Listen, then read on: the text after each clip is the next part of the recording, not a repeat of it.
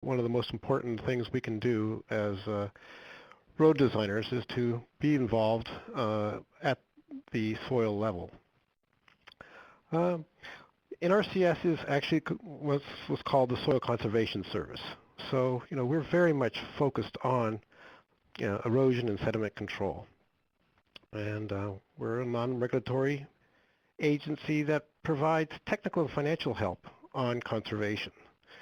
So a number of NRCS folks are on this call or on this webinar, and we want to make sure we provide the best information possible.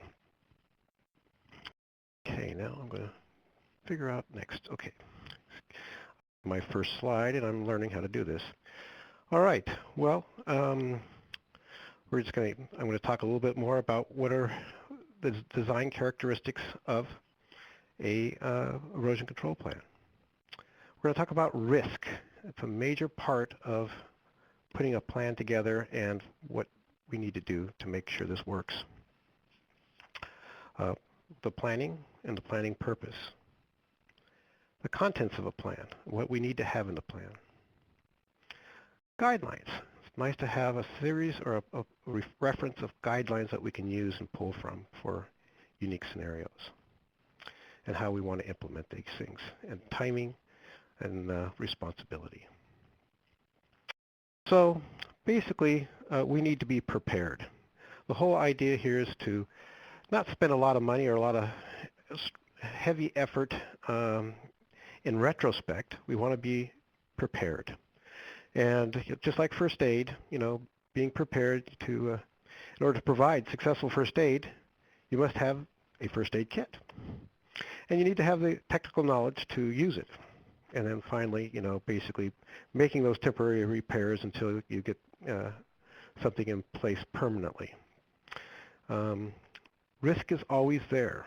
Whenever you're working on a road, as in medicine, you've got to be prepared. So in California, we tend to have like 8 months of dry weather and 4 months of wet. And we try to break these things in risks based on that. So we don't try to work in the 4 months of wet. There's always exceptions, like above the snow line where you have frozen conditions. Actually, it's a great time to use the road and have access during that time when the road is frozen. But we also just, there are times when you need to use the road either to fix something that's gone really bad or to go in there because of seasonal use such as ranching and that sort of thing. However, it's just not advisable to work or repair roads during the wet season. However, on low volume roads, seasonal timing of road work can be significantly reduced. I mean, the cost of road construction can be significantly reduced.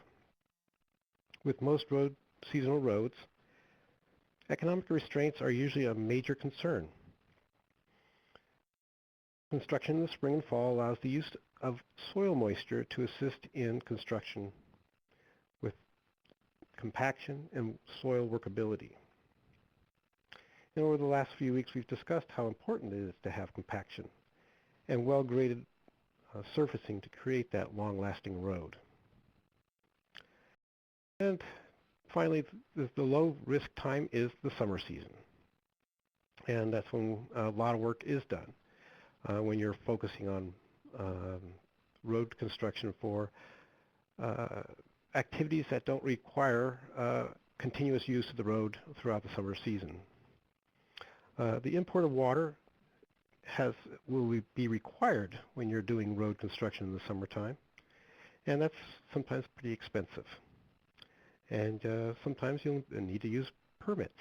When you're drafting out of a stream, you can't just draft the water out of there because there's other users of that stream, mainly fish, and fish usually need water to survive. So it's a little bit more complex issue to work in the summertime with trying to bring water in. but it's a low risk for erosion control. And you put that in your design, as you design your erosion control plan. The part of, so we've really kind of focused on that moderate risk area. And in doing so, we want to, excuse me, I forgot to address, why we want to do these things. There's an economic reason why we want to maintain our road access. The materials on site are what we will be using for construction. Usually we don't bring in on seasonal roads a lot of fine rock. We usually find the rock on site and we bring it in, but we need to have a stable working setting. We also have to manage that off-site impact, whether it's dust, or are we dealing with water quality, or sedimentation, or deposition. And when we're dealing with roads, we're working with issues that come from that the Clean Water Act and the Endangered Species Act require some attention to.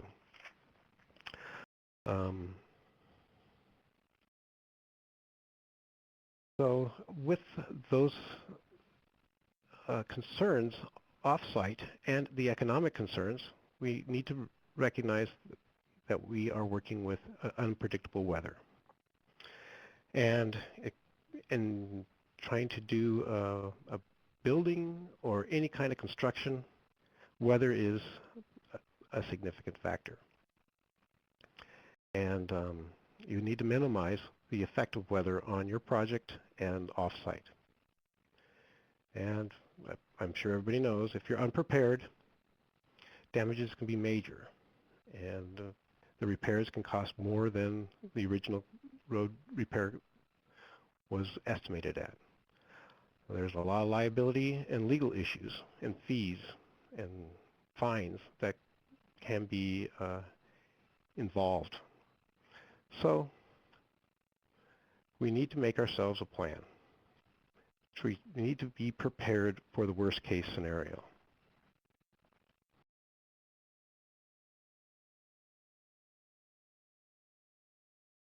A plan can be pretty simple, or it can be pretty elaborate based on what you have out there. You look at the from a geologic perspective, look at it from the sedimentation history of the area. Evaluate the size of the project or the magnitude that you're working with. Not everything that goes on a road affects aquatic resources. A small hill slope failure, cut bank failures often do not affect aquatic resources. Gullies that are not hydrologically connected can be repaired without significant erosion control planning. In California, we have a number of geologic regions. California is huge, and you have different climate, you have different geology, you have different effects all the way through. And the coast ranges tend to be the leader in creating road focus concerns. It's a landslide prone topography and very high erosion rates. Road erosion comes from landslides, gully erosion, and surface erosion.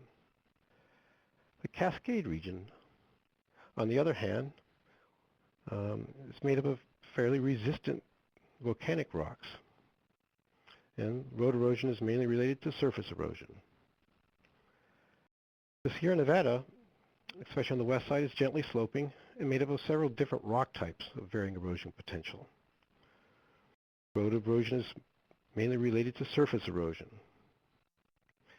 Klamath Mountains, located between the coast and the Cascade, and they have roads from both surface and landsliding. And we have Southern California, which is unique all to itself. Again, somewhat like the Klamath.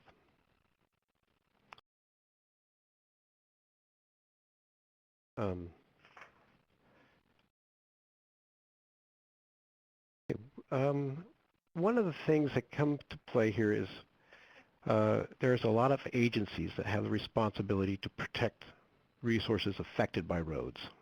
And that's why we're here talking this. Often there are multiple permits for the same activity. So the number and the type of permits varies from based on risk, size, location, and the purpose of the project. And getting the right current permit from the right agency is sometimes a perplexing process, or at least a complex process. It's these things are area specific and watershed specific, and we're not going to get deep into the permitting process in this webinar. However, all permits need a plan, and that's where NRCS comes to play. Our agency motto is, got a plan. And we know that most landowners and most construction folks want to do the right thing if they have the knowledge. A plan is one of we have found to be one of the best conservation tools. It provides a mechanism to transfer knowledge to the project and construction supervisors.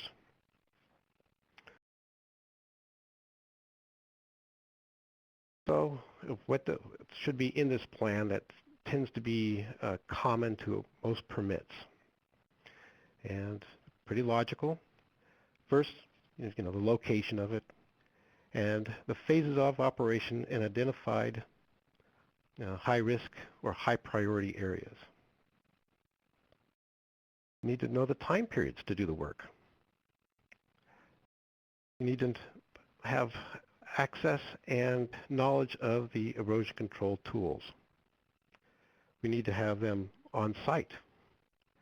We also need to deal with materials that are taken off site or where we've done a collection of materials, such as a borrow pit, and make sure that's stabilized. We need to deal with access controls, keeping people off. We need to follow up and do inspections on a regular basis. We also need to be adaptive. There's a lot of things that happen when working on roads, and so the key part about that is being adaptive. And then we have the post-construction. Roads will settle, and we'll need to address those sort of things. But finally, and often a very important part of this is the responsible parties. Who's in charge of the project, who's supervising who's there for technical expertise, and the financials to deal with what ifs in the worst case scenario. Guidelines don't need to be coming from a long study process or use of specialty engineers. In forestry, this has been an issue that's gone through a long process of permitting. The Forest Practice Act is a huge book of regulations developed through a multi-agency process. These rules don't really make anybody happy. There's always enough wiggle room that the agencies don't particularly like, but there are so many rules that cover enough details that you need to be pretty much a rocket scientist to go through. So basically, it works for both parties.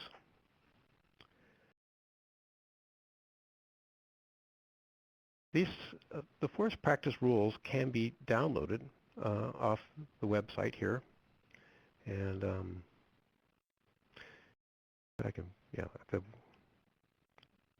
let's see, I'm not doing very well job. Okay, well there's the website, and it's a rather large set of rules for almost every situation in the forest, but they're updated annually, And actually the next version, which is maybe 2013, will have a even more rules on roads, and perhaps in a more easier fashion to read than they currently are. So, but the current rules are quite good. So go to the website, download what you need to do. Use this section, which is in Title 14 of the California Code of Regulations, Chapter 4, Section 923, and there's certain sections for each part of the state, but most of them are all about the same. And you can find these guidelines, and they cover a lot of concerns and situations. I take these rules sometimes and just modify them for my site-specific situation. Sometimes I like to take the shalls out and just say will and those sort of things. But it provides that guidance that is very handy to set up in a design for an erosion control plan or for your road design. Here's a sample that I've used and just took out a few shalls.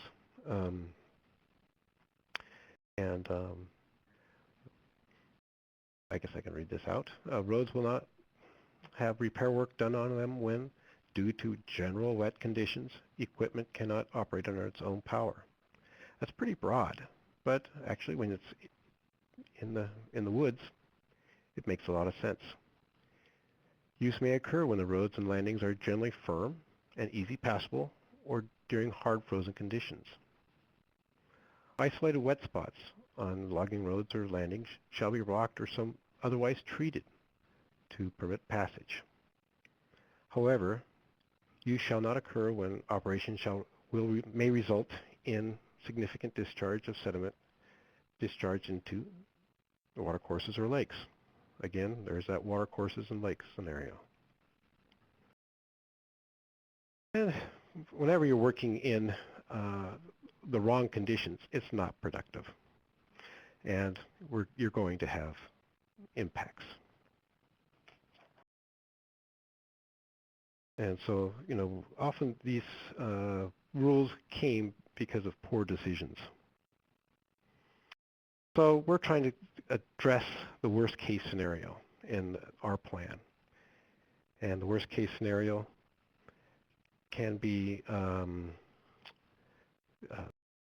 very simple or pretty significant. What we're going to discuss here is the unstable areas. Actually, the phase, excuse me. In your plan, high priorities need to be identified and set up as separate phases of construction. And have that erosion control identified with the road design. And in some cases, you want to make sure that your erosion control is completed at the end of that particular phase. In the Forest Practice Rules 923.2 and the whole section after that, they identify for us, and through this whole multi-agency process, what are these high-risk areas or high-priority areas? And they're pretty logical. You've got your unstable areas. Identify those.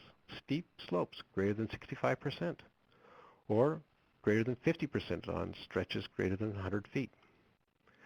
Steep grades. High cuts from fills. Roadside crafts greater than 20 feet near stream buffers. Stream crossings, that's a no. Yep. And all water courses. And then a lot of legacy roads are within the stream buffer zone. And when you do work right in that stream zone, that's a real critical place. Okay, and let's see, oops, I asked the question here. Thank you, Mark, for answering that.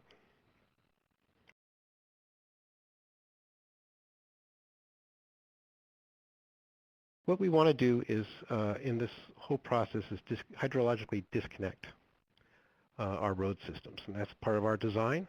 And when they're hydrologically disconnected, your erosion control is significantly less. You don't have, when you can control your erosion by your design, the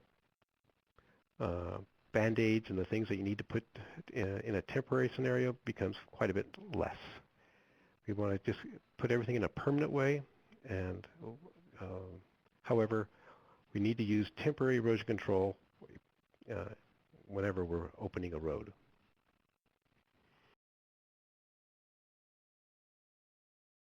So one of the key things I like to focus in on is, those high priorities, and water courses are one of those. They need to be pretty much handled from start to finish in one phase or as quickly as possible. As you disconnect it, that disconnection needs to be carefully installed and functioning, during the active construction period.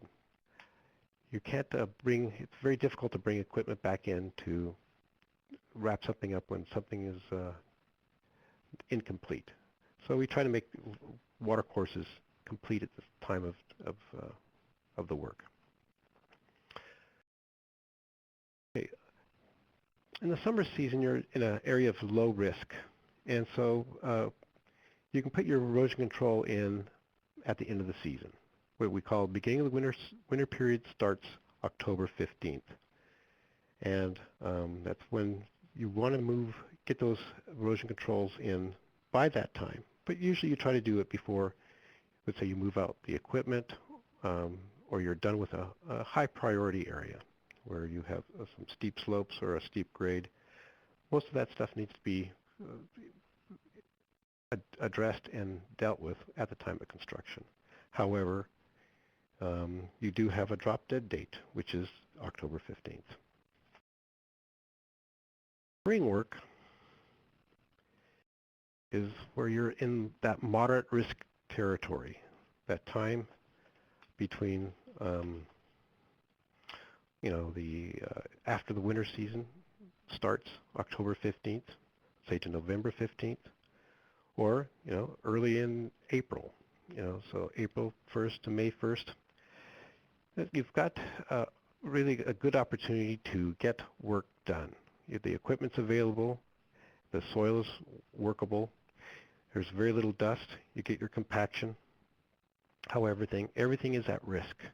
Your risk is moderate, and we need to address what you're going to do during that time period. And there's erosion control needs to be, like we said, by the winter period. But with climate shifting, these dates shouldn't be looked as a hard and fast date. We're getting earlier rains, and rains are lasting much later in the spring. We've been caught many times with a rainstorm in Memorial Day weekend, and Memorial Day weekend, everybody is off work doing something else, and that rainstorm comes in, and if you don't have your erosion control in, you've got yourself a situation. So moderate risk is focused on weather. So again, I go back to the forest practice rules. 914.6 talks about water breaks, these are erosion control features, and the rule says you shall get them in by the beginning of the winter period. But between that winter period where it's workable, October 15th to November 15th, or April 1st to May 1st, you can do things, but try to do the work and get all the erosion control in prior to sunset. If the National Weather Service forecast offers a chance, which is, for them, it's a 30% or more chance of rain within the next 24 hours.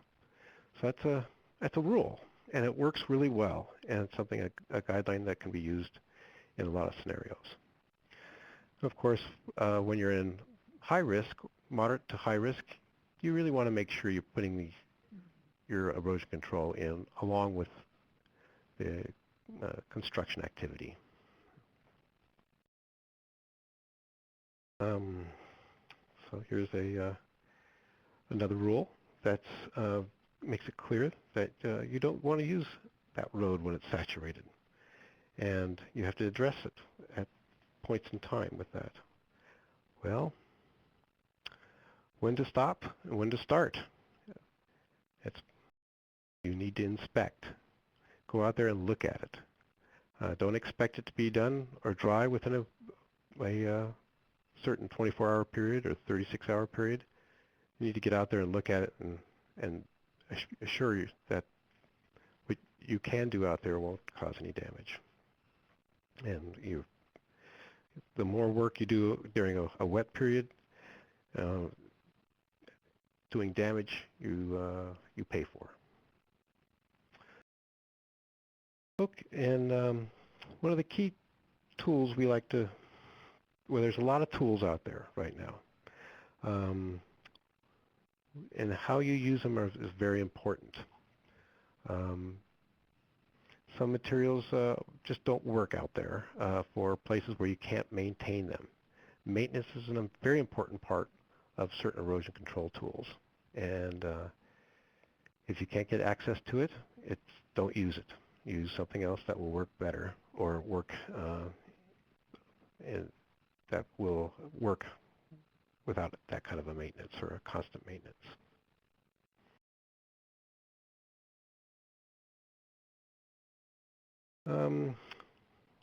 As we've had more stormwater permitting in urban areas and on construction activities, the number of erosion control tools have increased, and we need to upgrade our knowledge on that.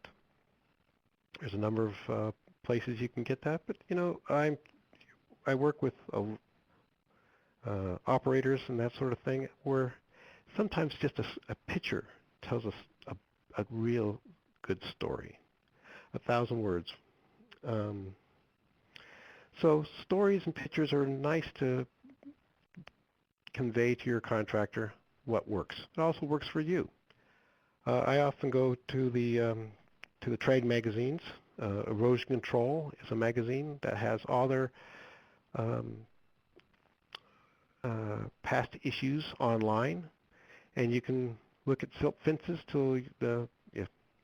for as long as you want and get a really good idea of what is needed for a silt fence. What are the problems and what are the successes with that? And other erosion controls have the same, stories and pictures. Both gives you the specifications and where to get them and how to install them. So there's a number of scientific journals out there on that, but I tend to try to use a simple one that the contractor can relate to as well. We can get pretty elaborate, but you want to get down to what can be used in the woods or places where you don't have access.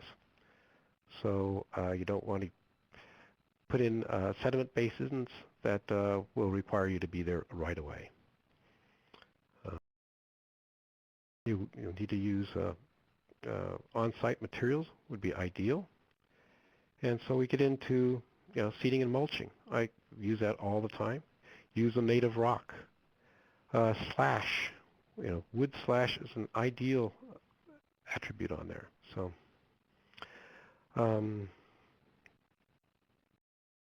so any of these activities can be used, any of these tools can be used on areas like ranch lands, even in urban areas. But as you get closer and closer to urban areas, you have more and more issues that come to play, and then again, more permitting comes in with that. With more permitting, what are those issues that you have to deal with? You're dealing with deposition of soil or things moving off-site into road systems, sewer systems. You have so that's why these other elaborate erosion control features are out there. But in the woods, it's really nice to just use seed and mulch, rocking, armor that slope wherever you are, and use on-site materials. Staging of materials is real important. Making sure that you have the material on hand when it's needed. And you're not going to be able to sometimes get access to that critical area because of a storm, or because you've taken out a bridge, or some other attributes like that. So You need to have that stuff already there, planned for, because planning for that worst case scenario. So estimate what you have. If it's left over, it's always able to be used in another place, or another person would like to buy that or use that from you. But it's best to be prepared. And the other part is, as you get into making your roads, you're going to have materials you don't want. You have to dispose of the material, and also your borrow pits where you get rock to bring in. Both places need to be stabilized, and you need to have a plan of how you stabilize that. By locating these places, it can be quite difficult. Sometimes the obvious low place is actually a watercourse or a wetland or an archaeological site. So you're going to have to put it on a ridge nose or other places that are a little bit more difficult, a little bit more expensive, and also will not be flat. So therefore, you're going to have to use some erosion control, sediment control on those disposal sites. All right.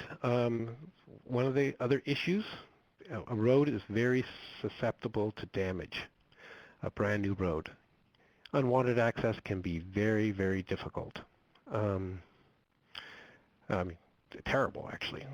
It can take days and days to get a road a certain grade, a certain depth of rock, and then over the weekend, a neighbor unknowingly drives across it, or kids with four-wheelers need to have a fun place in the mud, and you've got yourself a really expensive problem. So controlling access is really important, especially in the moderate risk times. Also, when you're going off-site, taking control of access, leaving the site, bringing mud onto the highways, that sort of thing needs to be managed. So again, there's tools out there to make sure that you don't bring mud on highways, because as soon as it becomes mud, it soon becomes a problem, either downstream or becomes dust, and you just don't want to do that. Another key thing to do is inspect for all these issues, making sure the plan is being implemented correctly. As somebody had said earlier, inspect, not expect. So as you finish a high priority area, look at it. Make sure it's done correctly. Check the whole project before the first rains. And after the first major rain, be there during the rain, and because a lot of things happen during a rainstorm. And then all the post rains during the first season. It's really important to be out there looking at what's happening on that road system after a major weather event. Always have to be adaptive. Talk through with the operator of the worst case scenario. What happens if you suddenly are tearing out an old culvert and you find two other culverts that were buried underneath there? And that's going to require removing twice as much fill than you had planned on. You've got to be adaptive and come up with what could potentially need to be done even prior to doing that. If you have a question, come up with that worst case scenario. And we know that roads will settle. Sometimes we do the work in the fall to make sure that we can get this road in, and so it will settle. And so that come spring, it's a good, solid road. But you need to follow up, make sure that it's settled as planned, or when things change, you have a process to adapt to those changes.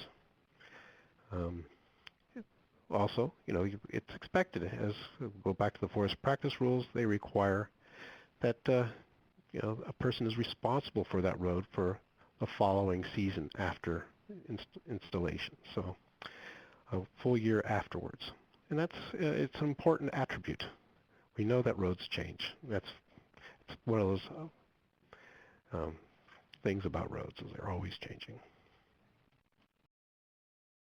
Okay, we have one of the key things in these plans is who's responsible. You have people taking, my personal experience has been that Memorial Day is one of those days that everybody takes off. Yeah. The logger or the road builder and the landowner, everybody is not available and the rainstorm comes. Well, you need to not have that happen. But you're in that, even though you're no longer in that moderate risk category, you're having a major issue happening. So you need to have somebody responsible looking at that or being available to address things like what's happening on Memorial Day. All right, and you need to also have the ability to tap into some financial requirements.